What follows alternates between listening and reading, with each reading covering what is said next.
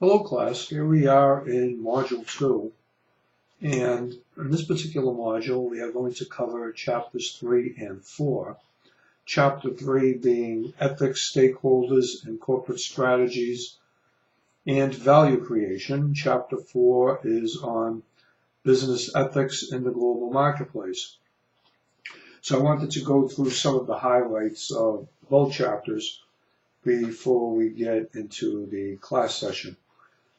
You will also have a case study threaded discussion, and that will be online, and you will communicate with one another in a asynchronous thread, and it is going to be on the case study, the Business Enterprise Trust.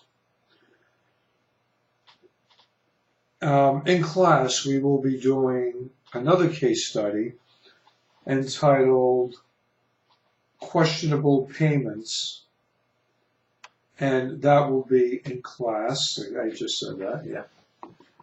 So one online and one in class. The threaded discussion will be graded, and I think there are all different types of grading your subjects, topics, and I particularly like the fact that you will be able to look at different types of testing because everyone lives in a different, or learns in a different modality when they test.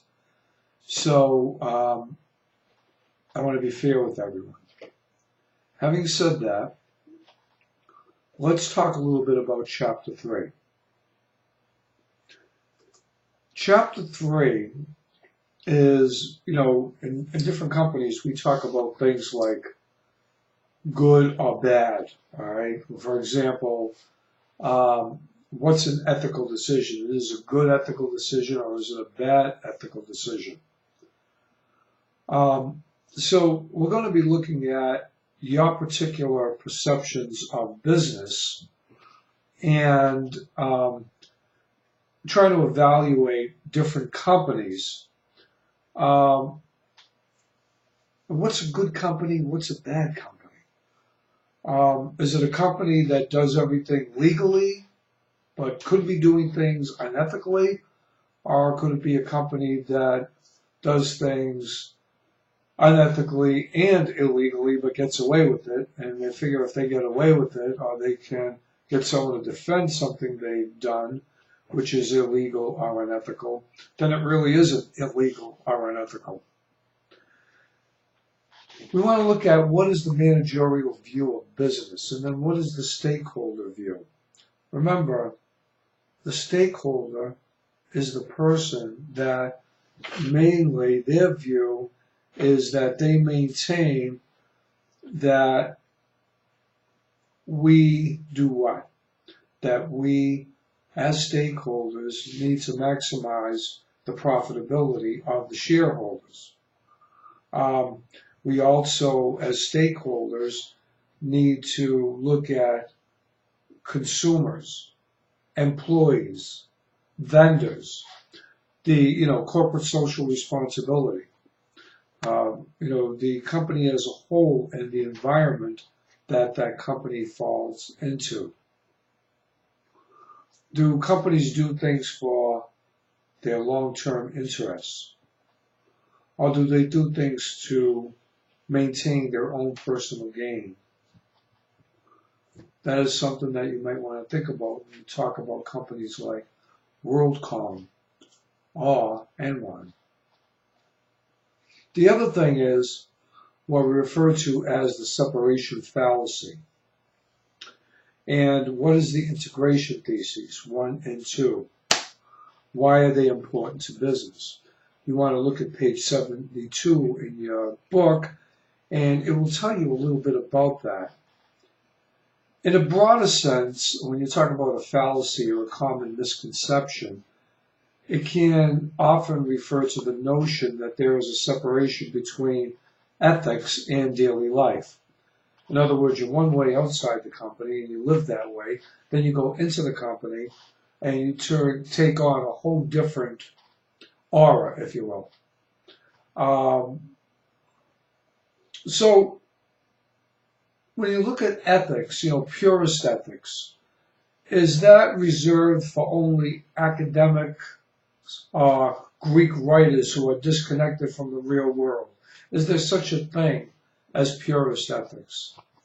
Is there such a thing as true altruism, 100% altruism, where you do things and you don't want anything in return?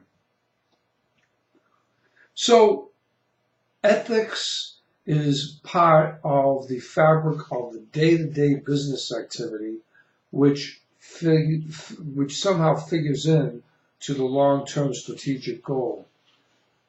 Are the ethics transparent? Are they a part of the day-to-day goals? Do we practice or come up with ideas which are kind of shady, but we can get away with it as long as nobody gets hurt? So the view of business and ethics taken by the stakeholder theorists could be summarized by what they refer to as the integration thesis. And you want to take a look at that. And thesis number one essentially states that most business decisions or statements about business have some implicit ethical view. And most ethical decisions or statements about ethics have some implicit view about business. Now, all of this can be paraphrased into the integration of thesis 2. So here's thesis 2, for whatever it's worth. 1, it makes no sense to talk about business without talking about ethics. 2, it makes no sense to talk about ethics without talking about business. And 3, it makes no sense to talk about either business or ethics without talking about people or human beings. So what a lot of academics do, they try to attempt to better understand the world by creating theories, and those theories are tagged onto assumptions that simplify the real world in order to tease what we call our general truths. That is TRUTHS for anyone not understanding my Boston accent. So, in short, this technique about truths can be abused when you get a theorist that makes a simplifying assumption that results in a model that does not reflect reality, even worse than that, distorts one's perception of reality. And that is the separation fallacy, kind of a simplification of all that, where business leaders have these pernicious effects on business practices. They can kind of make anything seem right and base it on some type of theory, which is somehow an integration of theses 1 and 2. So that's kind of an introduction to chapter 3. You want to go further and look at who are stakeholders and what important distinctions are made to differentiate them. And these are in the objectives of Module 2, Chapter 3, which, if you look at page 78 of your book, it states another objective: what are the 3 levels of the stakeholders framework, and why are they important, and how are they connected? Every organization has what's referred to as a value proposition. So you want to take a look at that. Okay, so that's kind of an overview of everything for 3. And let's quickly move over to 4 and discuss a little bit about what that is. This is huge, okay? Here we're talking about, excuse me, I need a little water here. We're talking about business ethics in the global marketplace and global. Every country, every continent, every part of the globe has its own perceptions, values, and ideologies about what they think is ethics, what they think is truths. That's Truths. What they think about morality. So, what are some of the key ethical questions facing companies doing business in a global context? How do you view that? How do you address that? You know, when you're getting into this stuff, when you're talking global, we're looking at product quality, competing cultural values, labor markets, their rights and standards, everything you want to think about. Corruption, bribery, extortion, all of these things. What about polluting the environment? You know, what about global warming and all that stuff? You know, it's like environmental degradation. Or degradation, sorry about that. Child labor, women's rights, children's rights, all of that stuff. Then you want to talk about bribes. And why and where are bribes problematic? Go to page 97 in your book, and it talks about how is bribery different from what they call a grease payment. Look that up. That'll be interesting. The thing that is really important to look at, take a look at page 99 and 100 in your book, and it talks about relativism. You should know that. There are 4 types of relativism. Look up those 4 types and read what that means. Ethnocentrism and principalism. Look those up. Try to be able to give examples of each. Again, look at page 99 and 100 in your book.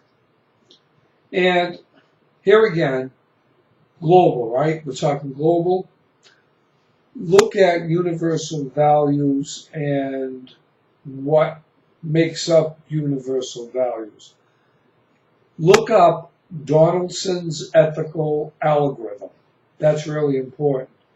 And that kind of helps you sort out how to act in a global economy. You should find that on page 102 in your book. Know about why values and principles are important.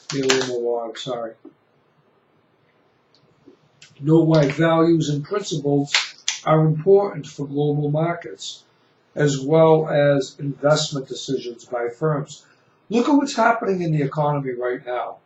I mean, as I speak, we're talking about the Dow Jones Industrial Average losing about 10% of its value and then gaining 4% of it in one day. Look at consumer confidence in the NASDAQ. Look at how what's happening with Greece, what's happening with China, what's happening with India, what's happening and how it affects our economy. Are there ethical ramifications of all of those things? So these are things that I want you to think about in this chapter. So that's kind of it. That's kind of the overview. And look for the threaded discussion, which I will post probably after we finish Module 1 in Week 1. So that's about it for now. And outside of the threaded discussion, I don't think there are any tests in the second class. Okay? That's not coming until the third one. Have a good, wonderful week.